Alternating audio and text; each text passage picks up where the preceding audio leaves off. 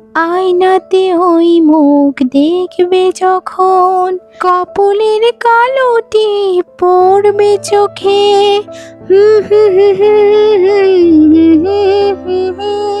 নিজের প্রশংসা নিজে করছি না, আসলে সবকিছুই তো ঈশ্বরের দান।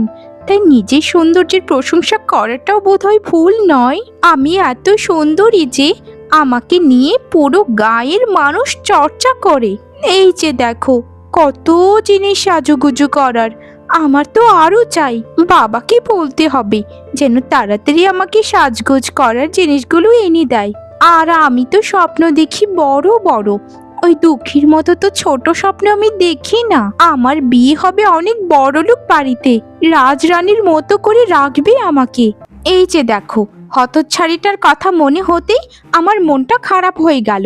দুঃখী, এই দুঃখী, এদিকে আয় বলছি। তোকে সকাল থেকে বলছি যে আমার জন্য একটু হলুদ বাটা নিয়ে আয়, আমার কথা তো তোর কানেই যায় না। দুঃখী, এই হতচ্ছাড়ি দুঃখী, এই কালো কুচ্ছির দুঃখীটা কি মরে টরে গেল নাকি?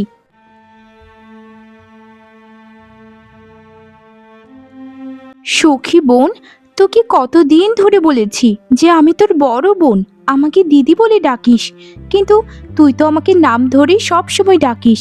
এটা কি ঠিক বল? আচ্ছা, তাহলে ঠিক ভুল কি সবকিছু তোর কাছ থেকে আমার শিখতে হবে?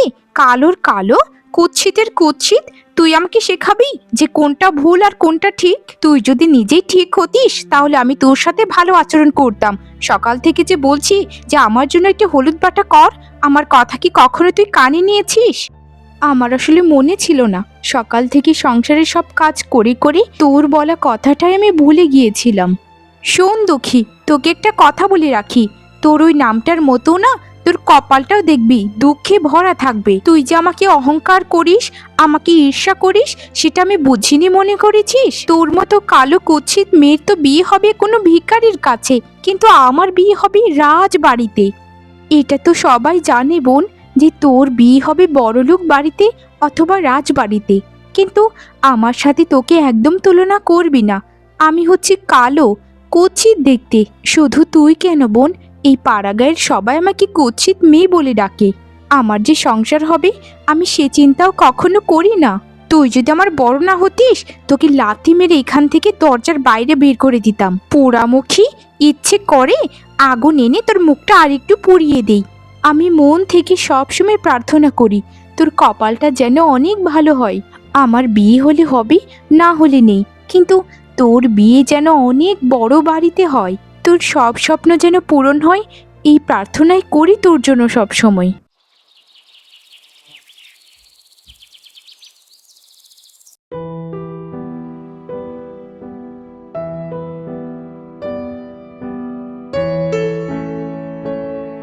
মা, বাবা, তোমাদের কি কতবার করে বলেছি যে এই কালো কুৎসিত মেয়ের সাথে বসে আমি খাবো না? তোমরা এক্ষুনি ওকে অন্য জায়গায় পাঠাও, অন্য ঘরে গিয়ে এই ভাতগুলো যেন গেলে। ওর ওই কুৎসিত কদাকার মুখটা দেখলে আমার গলা দিয়ে খাবার নামে না। সখী, তুই কিন্তু সব কিছুর সীমা লঙ্ঘন করে যাচ্ছিস। সে তোর বোন, ওর সাথে তুই এরকম আচরণ করতে পারিস না রে। তোরা দুজন তুই এক মায়ের গর্ভ থেকে বেরিয়েছিস, তাহলে কিভাবে ওর সাথে এরকম বাজে আচরণ করতে পারিস বল? ও আচ্ছা, সব বুঝতে পেরেছি। সারা দিন দুঃখী যে কাজ করে ঘরের, তাই ওর পক্ষ নিয়ে কথা বলছো তাই না? তোমরাও তো স্বার্থবাজ। আমি জানি, বুঝেছো, আমি জানি আমার মতো তোমরা ওকে দেখতে পারো না, শুধু উপরে উপরে ভাব দেখাও। আমি ভালোই ভালোই বলছি, ওকে তোমরা অন্য ঘরে পাঠাও, না হলে কিন্তু আমি খাবার ছেড়ে দিয়ে চলে যাব। আমি আর খাবারই খাবো না এখন। আহা সুখী, কি শুরু করেছিস তুই?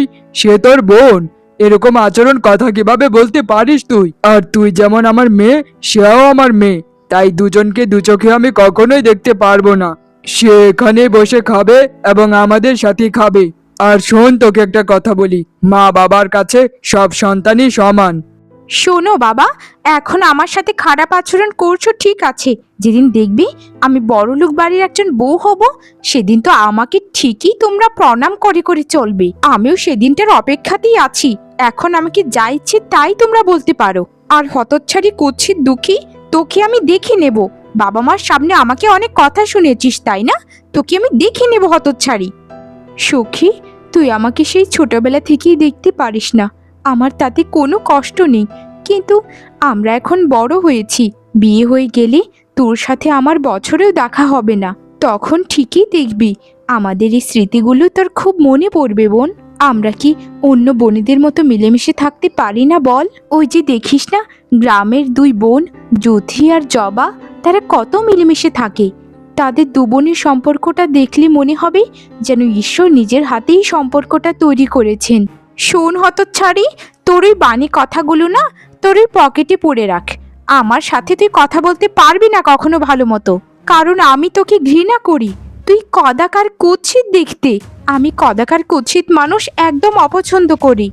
আমার বড় মেয়েটার সারাটা জীবনে এরকম দুঃখে দুঃখে গেল, আর তুইও ঘরে থেকে ওর সাথে বাজে আচরণ করিস। জানি না রে, জানি না কার কপালে কি আছে, তবে মায়ের কথাও সত্যি হয়, কখনো ভালো মানুষের সাথে খারাপ হয় না রে। আমাকে অভিশাপ দিচ্ছ তাই না? তোমার ওই 2 টাকার অভিশাপ আমার কোনো কিছুই করতে পারবে না। অভিশাপ দিতে গেলে তোমার ওই কালো কুৎসিত মেয়েটাকে দাও, ওর মুখটা যেন আরো পড়ে ছাই হয়ে যায়।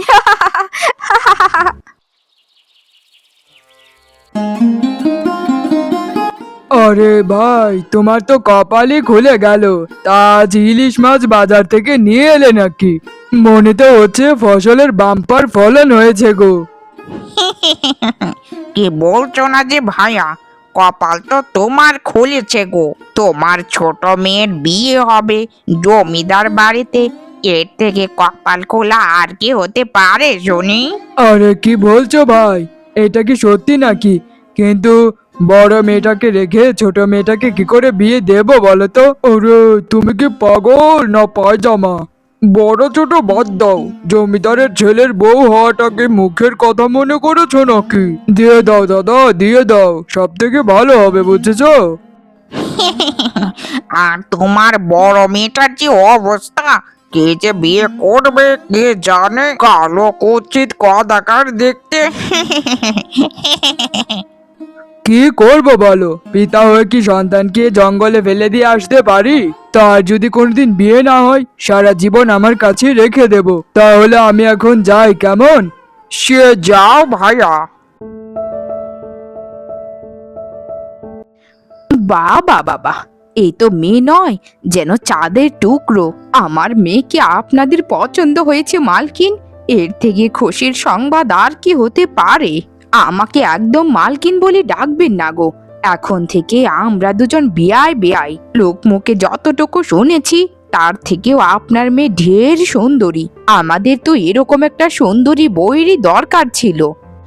আমি কি স্বপ্ন দেখছি নাকি বাস্তব? আমি তো এরকমটা সারা জীবন চেয়েছিলাম। আহারে, মায়ের ছেলের শরীরে কত কত গয়না, সব তো দেখা যাচ্ছে সোনার, শুধু সোনার গয়না। তা দিদি, আপনারা কোন দিন বিয়ের তারিখটা ফেলেছেন একটু দয়া করে বলুন। আমরা দিনকাল সব ঠিক করে এসেছি। আগামী রোববারে আপনার মেয়ের সাথে আমার বিয়ে। আচ্ছা ঠিক আছে বাবা জীবন, সেই কথাতেই থাক তাহলে। আগামী রোববারই আমার মেয়ের সাথে তোমার বিয়ে। আমার বৌমা এত সুন্দরী যে সবাই শুধু চেয়ে চেয়ে দেখবে।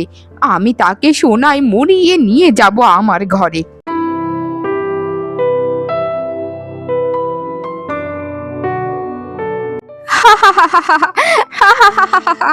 আমার শরীরে শুধু সোনার গয়না। আমি কি স্বপ্ন দেখছি নাকি সত্যি এটা? আমি আমি যেটা কল্পনা করতাম, মনে মনে চাইতাম, সবই আমি পেয়ে গেছি। এত এত সোনার গয়না আমার গায়ে। আজ মনে হচ্ছে আমার সব সৌন্দর্য ফুটে উঠেছে। আমাকে কেমন দেখা যায়, কেমন দেখা যায়? একটু আয়নাতে গিয়ে তাড়াতাড়ি দেখি। বেচারি দুঃখী, তোর কপালটা কি পোড়া রে। দেখ দেখ, আমার এই সৌন্দর্যের জন্য আমার কোথায় বিয়ে হয়েছে। আর তোর তোর কি অবস্থা? তোর তো মানুষের কথা শুনে শুনেই মৃত্যু হবে মনে হয়। তোর জন্য দুঃখ হয় রে। তুই এক কাজ করতে পারিস দুঃখী, কোথাও গিয়ে মরে যেতে পারিস।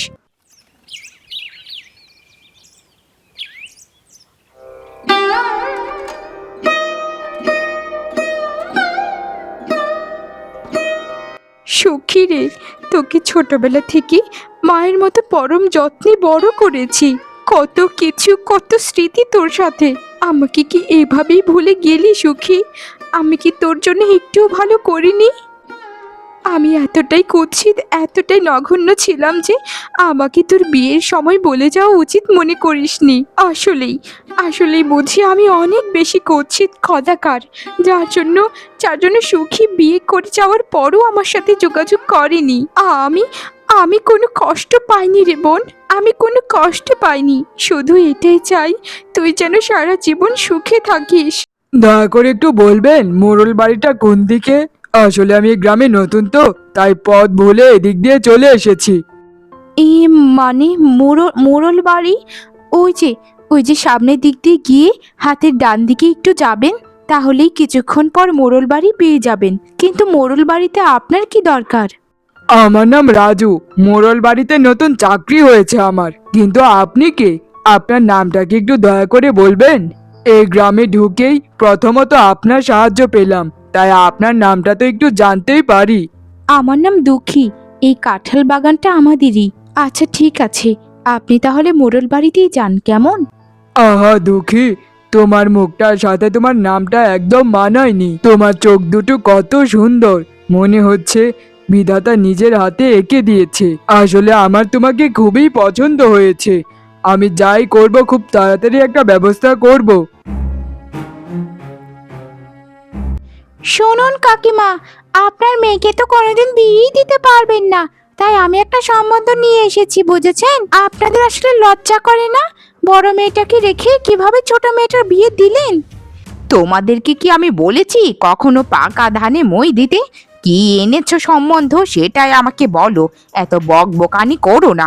মেয়েটা আমার, তাই তোমাদের এত ব্যথা করে কেন? যেটা বলতে এসেছো সেটা বলে এখান থেকে পগার পা হয়ে যাও। এমন ভাব ধরছেন, মনে হচ্ছে এ তো মেয়ে নয়, এ তো কোনো রাজকুমারী, সুন্দরী রমণী দেখতে। ছেলেরা একদম লাইন মেরে থাকে ওকে বিয়ে করার জন্য। লজ্জা করে না আপনাদের এরকম একটা কালো মেয়ে নিয়ে এত বড়াই করতে? শুনুন তাহলে, দুঃখীকে যে ছেলেটা বিয়ে করতে চাই সে হচ্ছে আমার মাসির ছেলে। দুঃখীকে বিয়ে করার পর একটা শর্ত আছে, তাকে সব সম্পত্তি ওর নামে করে দিতে হবে, তাহলেই দুঃখীকে ও মেনে নেবে। আপনারা দিয়ে দিন বিয়েটা, বুঝেছেন? এই মেয়েটার জীবনটা নিয়ে খেলবেন না। পাড়া প্রতিবেশী মেয়েটাকে চালিয়ে চালিয়ে মেরিয়ে ফেলবে না হলে। বাবারে বাবা, মনে হচ্ছে আমাদের থেকেও তোমাদের আমার মেয়েকে নিয়ে চিন্তা হয় বেশি। তোমার কথাটা তো বলেইছো, তাহলে আমার কথাটাও শুনে নাও। যে ছেলে আমার মেয়েকে সত্যিকারের ভালোবাসবে তার কাছে আমার মেয়েকে দেব। আমার মেয়েটা কালো হয়েছে বলে ফেলনা তো হয়ে যায়নি। সে দেখবো দেখবো কার কাছে আপনাদের মেয়েকে বিয়ে দেন, আমাদেরও দেখার আছে। ভালো একটা সম্বন্ধ নিয়ে এসেছিলাম, আপনাদের রোচেনি তাই না? দেখবো, এটাই দেখার আছে যে কোন রাজকুমার এসে আপনার মেয়েকে বিনা যৌতুকে বিয়ে করে নিয়ে যায়। এখনো সময় আছে, বলবেন একটু ফর্সা হতে। এরকম কালো মেয়ের কদর এ পৃথিবীতে কেউই দেয় না। আমি যদি খুব বেশি ভুল না করে থাকি, এটাই বোধহয় দুঃখীদের বাড়ি, তাই না? আর আপনারা মনে হয় দুঃখীর বাবা মা। হ্যাঁ বাবা, কিন্তু তুমি এখানে কেন এসেছো বলো তো? দুঃখী কি কোনো কিছু করেছে নাকি? কিছু কি হয়েছে নাকি বাবা? এরকম ভাবে চুপ করে আছো কেন? তেমন কিছু হয়নি। আসলে আমি একটা কথা বলতে এসেছি। দুঃখীকে আমার খুবই পছন্দ, আমি ওকে বিয়ে করতে চাই। আমি পাশের গাঁয়েরই ছেলে, আমার নাম রাজু। আমার বাবা মা এই তিন কুলে কেউ নেই। আপনারা যদি দুঃখীকে আমার সাথে বিয়ে দিতেন, আমি আপনাদেরকে কথা দিচ্ছি সারা জীবন দুঃখীকে আমি সুখী রাখবো। আমরা কি করে তোমার হাতে তুলে দেব বাবা? কোন সাহসে তুলে দেব? আমার মেয়েটা কালো, তুমি তুমি ওকে কি দেখে পছন্দ করেছো বলো? গায়ের সব মানুষ আমার মেয়েকে ঘৃণা করে, শুধু ওর গায়ের রংটা কালো বলে। তোমার হাতে আমার মেয়েটাকে কোন ভরসায় তুলে দেব বলো? তুমি একবার বলো। আমাকে বিশ্বাস করুন মা, আমি দুঃখীকে যেদিন কাঁঠাল বাগানে প্রথম দিন দেখেছিলাম সেদিনই আমি ভেবে নিয়েছি যে বিয়ে করলে আমি দুঃখীকেই করব। বাবা মা, আমার তো বাবা মা নেই, আপনারা এখন থেকে আমার বাবা মা। আপনাদের কাছে আমি হাত জোর করে বলছি, দুঃখীকে আমার করে দিন। আর দুঃখী তো এই গায়েই থাকবে। গায়ের শেষের দিকে আমি একটা ছোট্ট ঘর বানিয়েছি। আচ্ছা ঠিক আছে বাবা, তুমি যখন এত করে বলছো তাহলে এই সম্বন্ধে আমরা রাজি আছি, কিন্তু দুঃখীকে তুমি খুব সুখে রেখো বাবা।